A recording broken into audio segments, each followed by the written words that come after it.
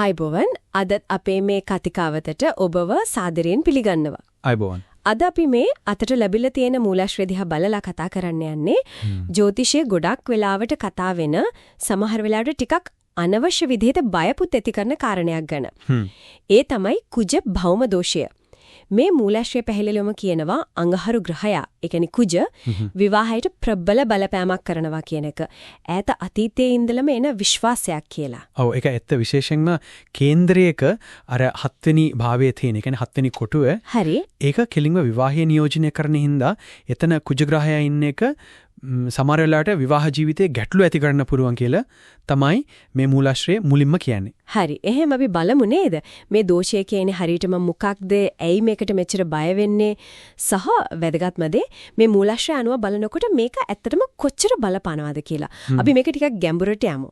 එතකොට මූලිකවම මේ මූලාශ්‍රයට අනුව කුජ දෝෂය කියලා කියන්නේ කේන්දරයක 1 2 4 7 8 එහෙම නැත්නම් 12 කියන භාවයෙන් එකක, ඒ කියන්නේ ඒ කොටුවක අඟහරු ඉන්න එකට. ඔය කියන ස්ථාන 6න් එකක. හැබැයි ඉතින් අර 7 වෙනි ගැන තමයි ගොඩක් වෙලාවට කතා වෙන්නේ. මොකද ඒක විවාහයටම කෙලින්ම සම්බන්ධ නිසා. ඒකයි එනම්. මොකද මේ භාව, ඒ කියන්නේ කොටු නිකන් දැන් නෙවෙයිනි. විවාහය, පෞල් ජීවිතයේ සතුට, සැප සම්පත් ලැබීම, අර විවාහයේ ස්ථාවරත්වය වගේ දේවල් වලට සම්බන්ධයි. හරි. ඉතින් අඟහරු වගේ ටිකක් බලවත් සමහර වෙලාවට සැරග්‍රහයක් ඒ වගේ තැනක ඉන්නකොට අර අදාළ ක්ෂේත්‍රවලට අසුබ බලපෑම් එන්න පුළුවන් කියන එක තමයි විශ්වාසය. මෙන්න මේක තමයි මම හිතන්නේ ඇත්තටම වැදගත් රසවත්ම කාරණය. මේ මූලාශ්‍රය හරි පැහැදිලිව කියනෝ නේද?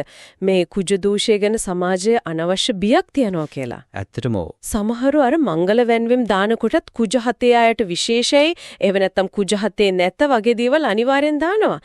ඒ තරමටම මේක බලපාලා තියෙනවා. ඒක තමයි. ඒක ඊටමත් වැදගත් නිරීක්ෂණය. මොකද මේ මූලාශ්‍රයමයි අවධාරණය කරන්නේ කුජ දෝෂය භංග වෙන්න. ඒ කියන්නේ ඒකේ බලය නැති වෙලා යන්න ක්‍රම අපෝ විශාල ගණනාවක් තියෙනවා කියලා. මංග වෙනවා කියන්නේ. ඒ කියන්නේ දෝෂය නැති වෙලා යනවා. බල රහිත වෙනවා. ජ්‍යොතිෂයේ කියන විදිහට ක්‍රම 22ක් විතර තියෙනවලු. එච්චර ගොඩක්. ඔව්. ඉතින් බොහෝ වෙලාවට කුජ සතේ ඉන්න කෙනෙක්ට කුජ සතම ඉන්න කෙනෙක්ව ගැලපුවම හරි, එහෙම නැත්නම් අර භංග වෙන ක්‍රම එකක් හරි යෙදුනොත් හරි අර අසුබ තත්ව මංගහරවා ගන්න පුළුවන්. හරි. ඒ නිසා බුද්ධිමත්ව දෛවන්‍යයෙන් උපදෙස් අරන් කටයුතු කරන්න ඕන කියලත් මේ පදනමක් නැති බය අනුවණකමක් කියලා තමයි මේක කියන්නේ. ඒ කියන්නේ භංග වෙන ක්‍රම ගොඩක් තියෙනවා. ඒ වගේම මේ මූලාශ්‍රය තව එකක් කියනවා පාපි ග්‍රහය කුජ විතරක් නෙවෙයි කියලාත් නේද? හරියටම හරි. රවි, ශනි, රාහු මේ ග්‍රහයොත් පාපි ගණයට තමයි වැටෙන්නේ. ඉතින් ඒ ග්‍රහයොත් අර කලින් කියපු 1 2 4 8 12 කියන භාවවල ඉන්නකොට ඒ ග්‍රහයන්ට අදාළ දෝෂ තත්ත්වය ඇති වෙන්න පුළුවන්. ඒ කියන්නේ කුජට වගේමද? ඒ ග්‍රහයාගේ ස්වභාවය අනුව වෙනස් වෙන්න පුළුවන්. ඒත් දෝෂ ඇති වෙනවා.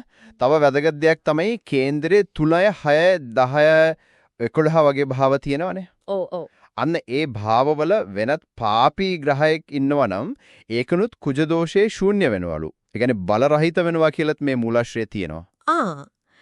ඒකත් තව ක්‍රමයක් එහෙනම්. එතකොට අර භංග වෙන ප්‍රධාන ක්‍රම ටිකක් විස්තර කරනකොට මොනවද විශේෂයෙන් කියන්නේ? කිහිපයක්ම තියෙනවා. එකක් තමයි කුජ ගුරු එක්ක සම්බන්ධ වෙන එක. කියන්නේ එකට ඉන්න එක හරි නැත්නම් ගුරුගෙන් දෘෂ්ටියක් ලැබෙන එක හරි. හරි. ගුරු කියන්නේ සුබ ග්‍රහයක් නිසාද? ගුරුගේ සුබ බලයෙන් කුජගේ අසුබ ගතිය අඩු වෙනවා වගේ දෙයක්. තව එකක් කුජ ස්වක්ෂේත්‍ර වෙන එක. කියන්නේ කුජ තමන්ගේම රාශියක මේෂ හරි වෘශ්චික හරි ඉන්න එක. තමන්ගේ gedara වගේ. හරියට එහෙම. එතකොට අර නරක අඩුයි. එහෙම නැත්නම් කුජ උච්ච වෙන එක. කියන්නේ මකර රාශියේ ඉන්න එක. එතන කුජ උපරිම බලයෙන් ඉන්නේ. රජෙක් වගේ. ඔව්. එහෙම කියන්න පුළුවන්. එතකොටත් අසුබ ඵල දෙන එක අඩුයි කියලා තමයි සැලකෙන්නේ. විශේෂයෙන්ම 4 7 වගේ භාවය වල මේ தત્ත්වය යෙදුනොත්. අනිත් එක තමයි අර කලිනුත් කියපෝ දෙන්නගෙම කේන්දරවල කුජ දෝෂය තියෙන එක. කුජ 7ට කුජ 7 වගේ එකට එක කැපෙන වලේ දෙයක්. හරි තේරුණා. එතකොට මේ ඔක්කොම කාරණා එකතු කරලා බලපුවාම මේ මූලාශ්‍රය අන්තිමට කියන්නේ මොකද්ද? කුජ දෝෂය ඇත්තටම කොච්චර බරපතල දෙයක්ද විවාහයකට? සාරාංශයකමයි මේ මූලාශ්‍රයට අනුව කුජ දෝෂය ඇත්තටම විවාහයකට අහිතකර විදිහට බලපාන්නේ හරිම කලාතුරකින් කියන එක. කලාතුරකින්. ඔව් අර කලින් කිව්වා වගේ දෝෂයේ භංග වෙන ක්‍රම 22ක් විතර තියෙනවානේ.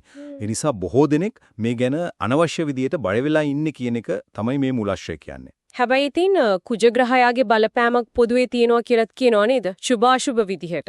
අනිවාර්යෙන්ම ඒකත් කියනවා අංගහරු සුභව බලවත්ව පිහිටියම ධෛර්යය නායකත්වය ඉඩකඩම් ලාභ වගේ හොඳ දේත් අසුභව දුර්වලව පිහිටියම අර අනතුරු හදිසිකෝපය අහංකාරකම කලහකාරී බව වගේ නරක දේත් වෙන්න පුළුවන් කියන එකත් මේකේ තියෙනවා.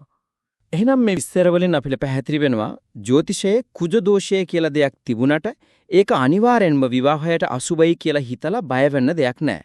මොකද ඒක නැති වෙලා යන ක්‍රම ගොඩක් තියෙන නිසා. ඔව් ඒක තමයි මූලික අදහස.